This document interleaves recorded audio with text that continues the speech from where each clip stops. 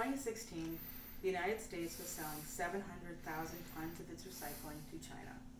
Now, just 4 years later, the quality of our recycled materials has degraded so much that it can no longer be accepted or used. Due to poor recycling practices, the United States is in the midst of a waste crisis, and it is our fault. So, how often do you recycle? Do you think you're doing it properly? Do you know why you're recycling? Most of us have been told that recycling is the right thing to do, but we weren't told how to do it.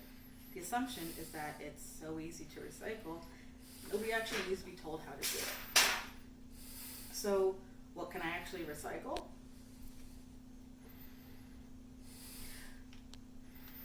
Some people say, I can't recycle manufactured materials, but yes you can.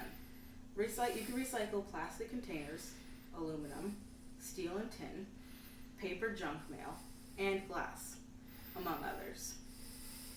Some say, I don't need to clean out my recycling, but it's important to rinse out containers and remove any food debris before recycling, or whatever you just recycled is rendered useless.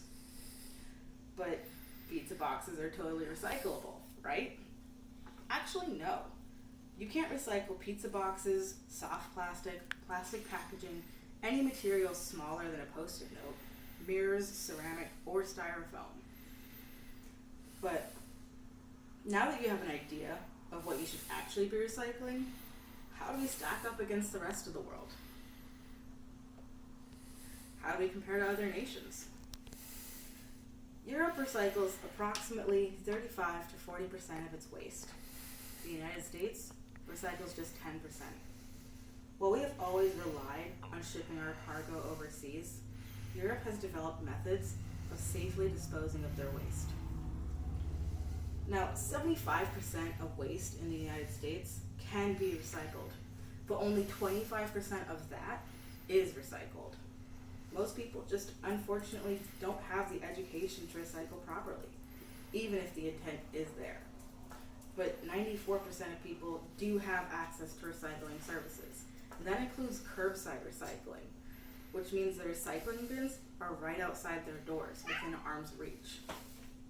So, what is the U.S. turning to when getting rid of our waste? This is the U.S. strategy.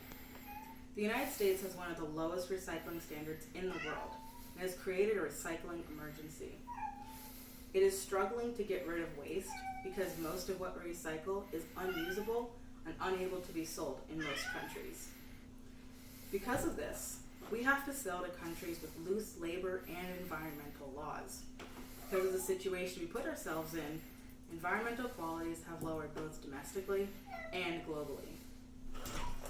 So, in an attempt to slow the tide of waste, many local communities are turning to incinerators that create toxic pollution when burning things like plastic or styrofoam. And even though there are many resources to help you understand how to recycle properly, a lack of awareness from the general public and a lot of misconceptions lead to the amount of errors we have in recycling today. And this is only slowing it down and leading to toxic emissions being blown into our atmosphere. But here's the thing. Proper recycling doesn't take too much effort and can easily be implemented. It just means you have to know what you're doing. Recycling is easy and an encouraged act that we should all be partaking in. But it's not enough to just do it on a limb. How many of you will now pay attention to what you're recycling, how you're doing it, and where it's going after it leaves your house? It will make a difference, not just in the moment, but in the future as well. And if that is too much to ask, can you at least take the extra time to just rinse out your soda bottle before you recycle it? It takes less than a minute.